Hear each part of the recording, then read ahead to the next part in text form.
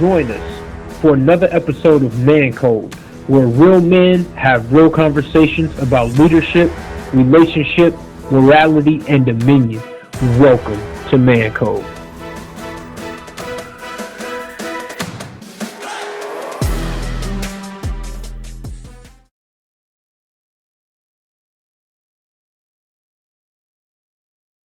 Hello, viewing audience. Once again, I want to welcome you back to the Mancode conversation. This has been a fun season. This is season 3 for us. I hope you've been enjoying what we've been talking about so far. We've gone over marriage, we've gone over relationships. But today's conversation, we're going to shift gears from dealing with the relationship aspect for a moment to really looking into how we think culture. But before we get too far in, I want you to do 3 things. I want you to like, I want you to subscribe, and I want you to share. Because again, the Mancode conversation can always be had. We're not just looking for viewers and subscribers. We're looking to get people thinking on the right track so they can have balance in their life. So how y'all doing, by the way, before I get to talking too much? Y'all doing good tonight? I'm good, Doc. Fantastic. Good to see y'all. Good to see y'all as always. Doing Ready to roll. Yes. Here are my brothers. Excited about the topic. All right. Well, I'm going to put it out like this. We're going to be really discussing Black excellence or Black preference. Because I hear the term Black excellence thrown out there a lot. I don't know if y'all do, but to me, really, I just want to talk about it. But I looked up a definition for it just to make sure I'm not going too far off to the left myself. So, definition of Black excellence, according to dictionary.com, refers to a high level of achievement, success, or ability demonstrated by an individual Black person or Black people in general. That sounds good. No, that's a standard. Yeah, a bar. Like that. Nothing wrong with that. However, I feel it's taken out of context in many cases. I don't know about y'all, because to me, everything in Black culture isn't excellent. All right, cool. Now, let me throw this at you. Do you think we, meaning us as Black people, have allowed that phrase to lower the standard for excellence? Well, I'll jump in first. Let me see here. When I think of excellence, I've heard the term Black excellence, hadn't put a whole lot of thought into it too much. But when I think of excellence in general, I think excellence is just something that anybody can be excellent in. Black, white, red, whatever. When I think of excellence, I think of a quality of something that's superior, something that's great. And if you want to put a term as Black people, I think that's great, but I'm not caught up in the term Black excellence. I think we as individuals, you should strive for excellence just because of who you are and what you stand for. So that's my position on that. Yeah, I actually look at the Black excellence as what I'm Black and I'm Proud was in the 60s. I think it's a new mantra for stepping up and being proud of who you are, and striving to be the best version, because there's been so much negative press around, even with all of the police brutality and murders and killings and things like that. Our media has been just blanketed with death and this whole sense of making one's culture feel somewhat a target or even demeaned. And I think the whole concept of Black excellence is something that you can embrace, something that you can strive to be. I think it's something you strive to become. It's not something that you arrive at. I strive to do. I strive to be. I strive to create something that is excellent. Black excellence, legacy, those other terms start coming out as well. And people actually are striving to build something beyond their generation. So I think it's just a mantra. I think it's the same thing as I'm Black and I'm Proud from the 60s.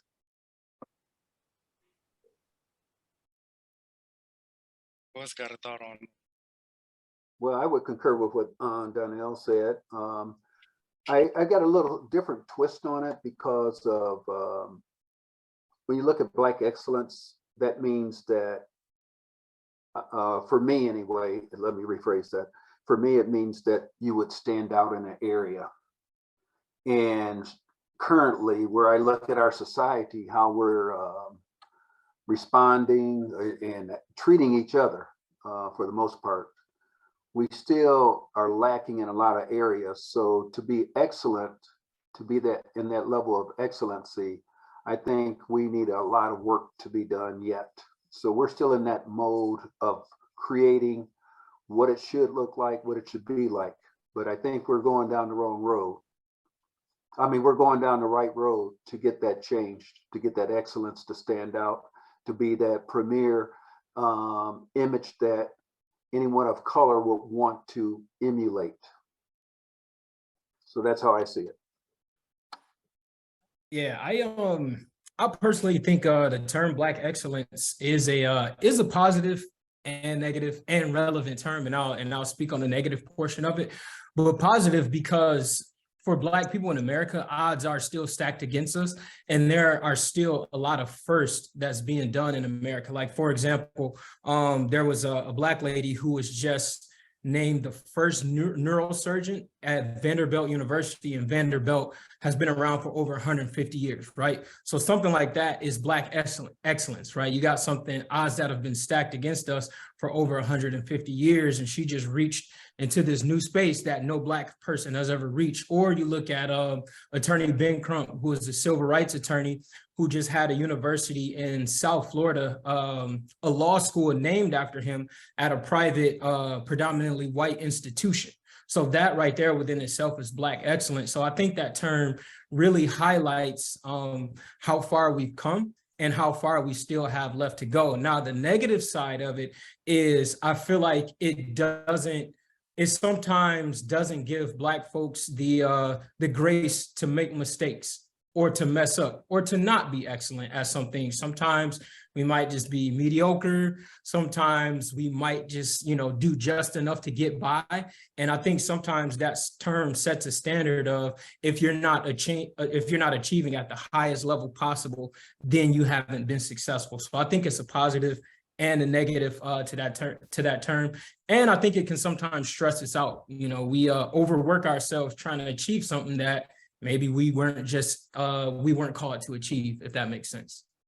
Yeah, I would like to add something to that too. Actually, I guess I would, try to figure out, first of all, I don't have a metric to determine Black excellence. I think Blacks have been excellent for a long time. Like you say now, a lot of this stuff has just been highlighted because the media, social media is coming to attention. But Blacks have been excellent for a long time. And it just wasn't, it just wasn't shown. Think about all the inventors and all the things. You can go way back to Africa, Egypt, and all those types of things. So excellence is we've always been excellent. Now, are we lacking a lot of areas? Sure. This thing is so broad because, as I think one of you guys stated, we can be excellent in one area and not quite there in another. So it's just so subjective. But the goal is, I look at it like, if you are excellent, you're trying to do the best that you can do, and you put your best work forward and so forth, and you've given it your best. And of course, we want it to be to measure well, so yeah, I think it's great.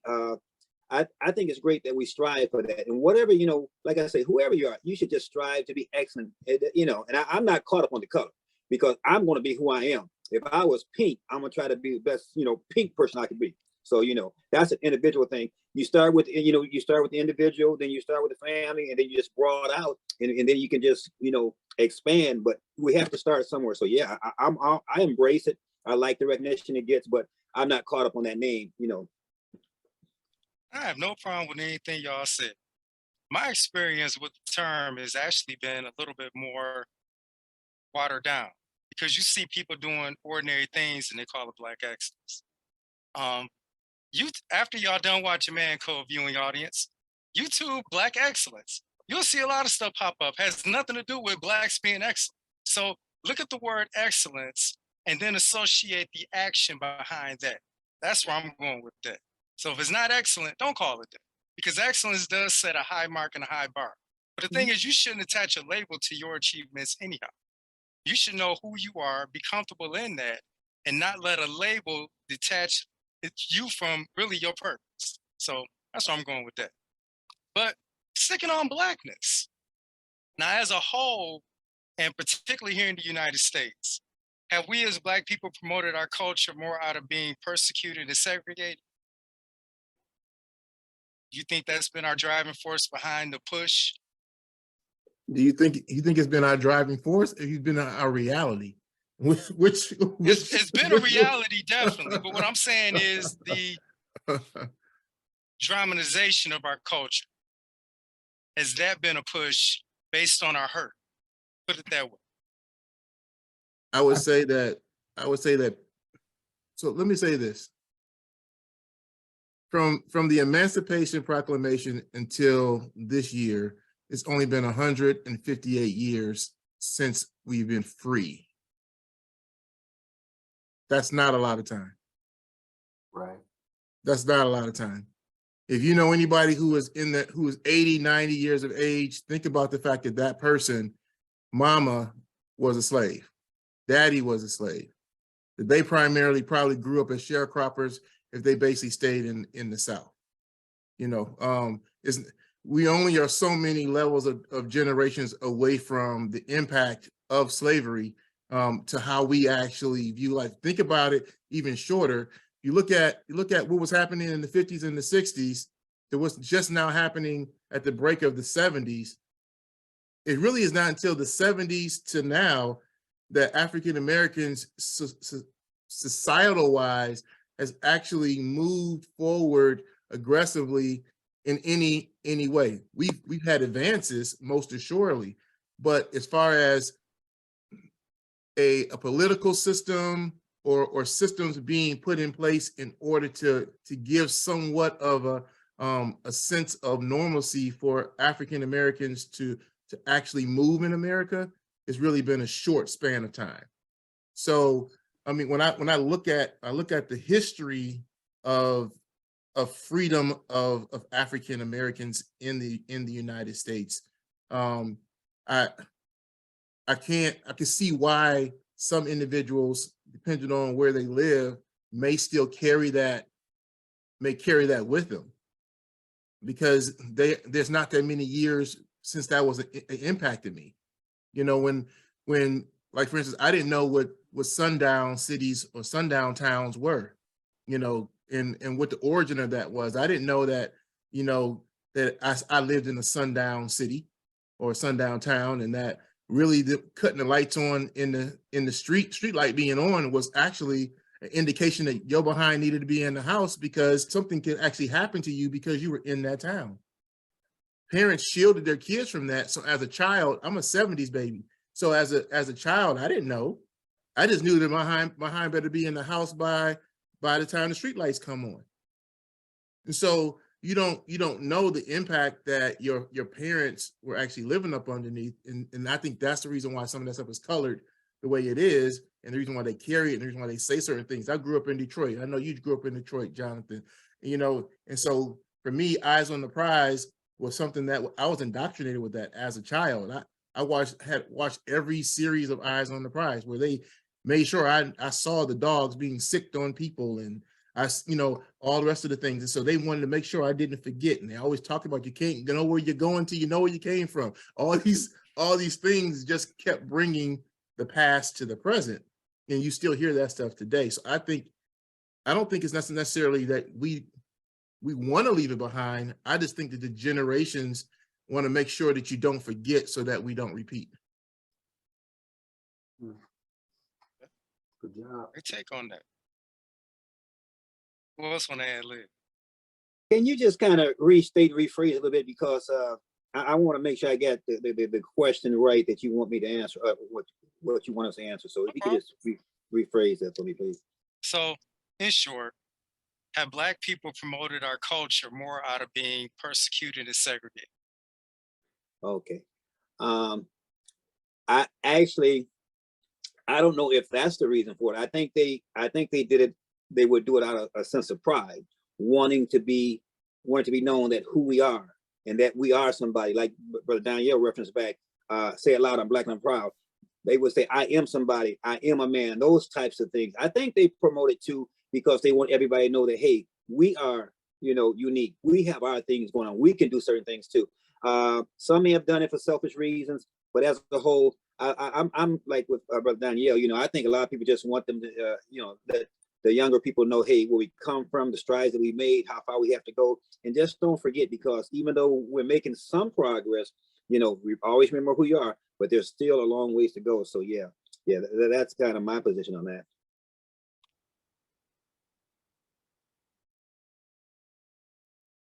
gonna take another stab at that. Before I bring it. Y'all good on this one? I would say, I guess, like the history of segregation is a part of why we go so hard for us, for a lack of a better terms. Because as a result of segregation, so much of our story hasn't been told, and there's more to our story than the slavery period and the civil rights movement. Like, we've done so many things to make advancements in America that no one talks about, right? As a result of segregation. Like, for example, I watched a Super Soaker commercial, and on that commercial, it's a bunch of little white kids playing with Super Soakers, having a good time. You go in a store to buy a Super Soaker, it's all white kids on the advertisement, but you'll never have the knowledge that it was a black man that created the water gun, right? And a part of that issue is segregation. So I think segregation is a part of why, like I said, we go so hard for us, because it has eliminated the amazing advancements we've made in America to make our society more productive, the gas mask, the traffic light, like those kind of things, right? So it's more to us than just slavery and marching during the civil rights movement. Wow. Yeah. Well, I love that point that you make, because if you know anything about history, we are some of the greatest inventors, and everything that we make or produce, someone else gets the copyright. Little Richard's still mad about that he's the originator of rock and roll, you know, and so forth. So yeah, I get that, and that's a good point that you make. So I definitely can understand that too. And it needs to be known of the great contributions that we made and so forth. That's why it's important that, you know, we do study and so forth, and know your history and so forth. But yeah, well, good point there. I like that. Okay. I'm gonna pass on my comments. You good? Okay. I think the culture is still being defined. You hit it on the head, Danielle, when you mentioned 158 years. That's baby steps. So you're talking about a whole group of people that really had to learn a different way. I don't think you can do that in that amount of time. So I think the shifts that we're seeing are the result of growth. And I think that growth is still taking place. Now, we're hoping that, you know, as time goes on, it'll develop very positive. We don't always see that, but again, it's still in this developmental stages. So really can't really give a definitive answer to that yet, but it's almost one of those wait and sees. But you just got to keep laying the right seeds that it does go, and keep building toward what we see today. So we've been doing our thing since Egypt. So that's no doubt said on that. I like that. We've been doing our thing since Adam. There you go, Danielle. Keep me corrected, man. Keep me corrected. You're right. You're right. Now look, let's go back. Let's take the Greenwood District, HBCUs, all of our Black fraternities and sororities, all of our different Black church denominations, and all the business associations that were formed because of segregation. Now, in modern culture, with the way we have everything integrated, with the way things are going, moving forward in the world, do we still have a need to be exclusively Black? Because you have to ask yourself, were we ever originally anyway? I'm sorry, your last point of that was, do we need to be exclusive to Do Black? we still need to be? You're right. I mean, as far as like our HBCUs and our business associations, our churches, you know, do we still have that need? I'm saying before it was a need. I understand where I'm going with this. We had a need because otherwise you just without. But in today's standard, is there a need? I'll jump I'm in on going to this. reserve unless somebody else says something. I think we still have a need to continue to identify, because I still want to go in retrospect to what we spoke on earlier. It's just been a short bit of time. That blueprint or footprint, however you want to term it, has not been really established just yet, you know. So until that happens, until we're really recognized as being a people of color and respected in that sense, I think we need to have our own, so to speak. That's how I view it. Yeah, I agree with that 100%, because the reality is, if you think about a lot of advances and movements in modern day, like the 2000s era, the people that are bringing that conversation forth is us, right? So if we're not advocating for ourselves, then it's kind of like, who's going to advocate for us? Like I'll give a personal example. So in Grand Rapids, last year? 2 years, yeah, last year, a young man from Congo shot and killed by a police officer. And this young man was a member of his family was a member of a predominantly white church in Grand Rapids. Like I said before, Attorney Ben Crump, City Commissioner Robert Womack is his name. Al Sharpton even reached out to that family's local church, which was a predominantly white church, and said, Al Sharpton, police brutality, we don't want anything to do with it. They reached out to several white churches in the city of Grand Rapids, and none of them wanted anything to do with it. Well, they reached out to my father, and my dad prayed on it, got counsel about it, and ultimately opened up the doors of our church to this family, when every white church that these people were members of turned their back to them and said, sorry, we can't help you. We don't want anything to do with that. So that's why I say it's important that we still have,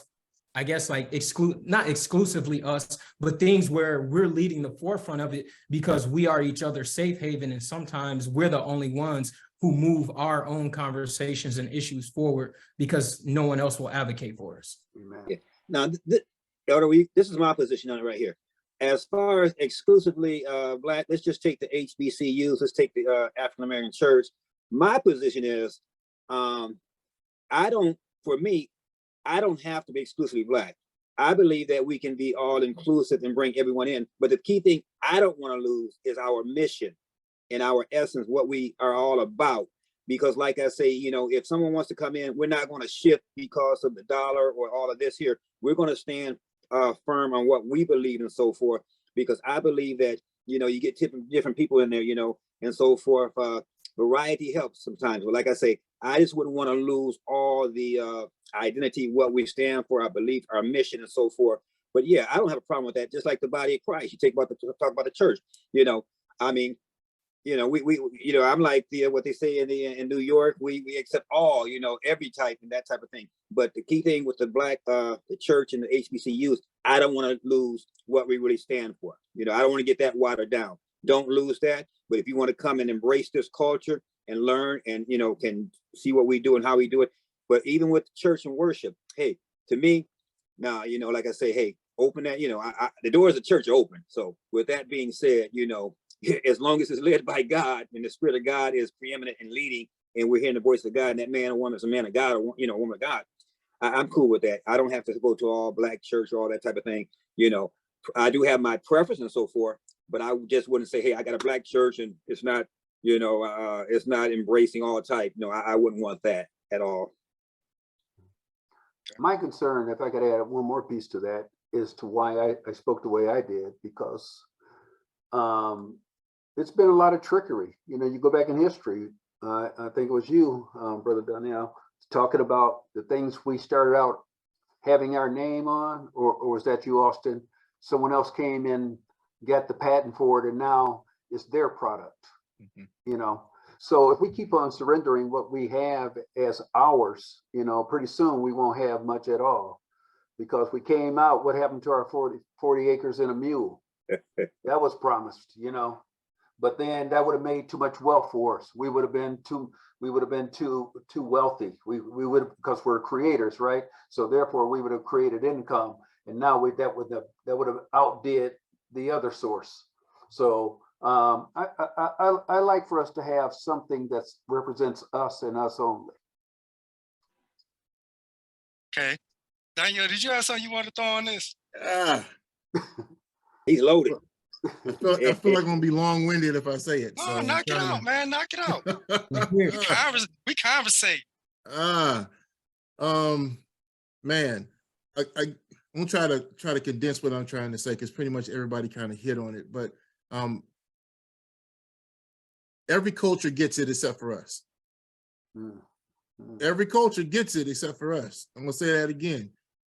There's Chinatown, there's Mexican town, there's all these other cultures who create these epic centers for themselves in cities, that is exclusive to their particular culture, and they do commerce in those particular areas, and they live within those communities. They build wealth within those communities. They thrive within those communities. But we're the only cultural group who we are talking about, not necessarily focusing on our ethnicity and doing things, the Black dollar, the Black schools, the Black, grocery stores. Every time we talk about that, it seems like, how come we aren't the ones who are looking to integrate ourselves out? How come nobody else is focusing on that, but just us? Everybody else gets it, but we don't get it. I want to separate culture from religion or from belief, because I know sometimes we say, well, my identity is in Christ, and my identity is in Christ. I don't live through my Blackness. I am Black. I don't have to live through it. I am Black. But my point basically is that people will gravitate to where they have identity. And so if I identify with an all-Black church, I'm going to go to the all-Black church. If I identify with a church that's multicultural, I'm going to identify with that church. I'm going to go to that church. I think where you worship is based on preference, and that's where I'm going to leave that.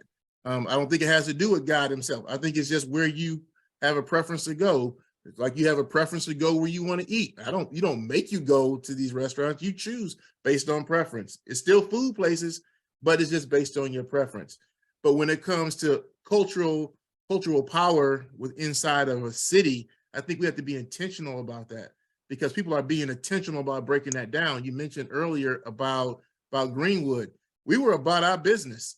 If you understand the history of Greenwood was actually created as a town where the United States wasn't even a part of it. It was actually still an Indian reservation that was acquired after a period of time. If you do your homework, you'll see there were several Black Wall Streets. African Americans just wanted to be left alone to thrive inside of their environment and grow. We were building our own city, towns, banks, school systems. We had basically everything. And the problem was that people who were not advancing were jealous and decided that we could not live better than them because how they perceived how. So we will never have a problem of advancing. We have a problem with people leaving us alone so that we can. That's our big problem. Our problem is that people don't want us to advance.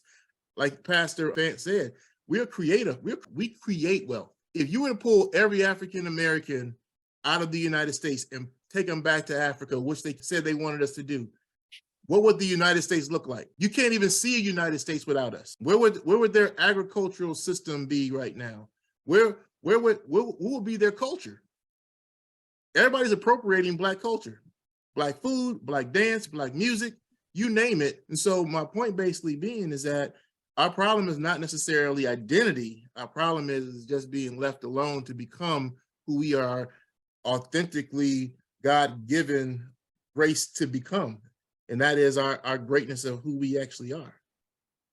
And I'm not opposed to, like you mentioned the Chinatown and all that. If I think it's incumbent upon the African Americans to initiate that type of thing, that if they had the mindset to all get together, I'm all pro that, because like I say, I think back about the Negro Baseball League. They were thriving. Then when integration, Jackie came in, that disbanded that, and so forth. And like you say, hey, I'm familiar with the history of all that, how we were thriving and so forth.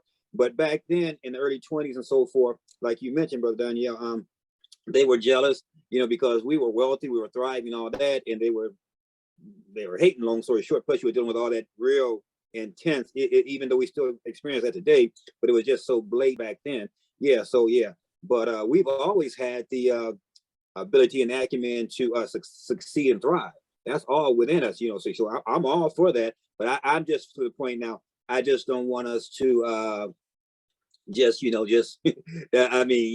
exclude everyone. We can get it going, but if they want to bring in and do commerce with us and so forth, we'll allow them in and so forth. But if we can, maintain and own it pretty much ourselves, I'm not saying relinquish everything, even with the, like I mentioned, the historical Black colleges. We don't want to relinquish our identity and all that. And like you say with the churches, that's going to be a cultural preference thing. But I'm just not going to say because we are a church, there are some churches, I'm sure, that may not welcome you because of your color too. But that's a whole different story. But so I'm really in agreement with what you guys are saying. But I just don't want it to be where we're not embracing different people.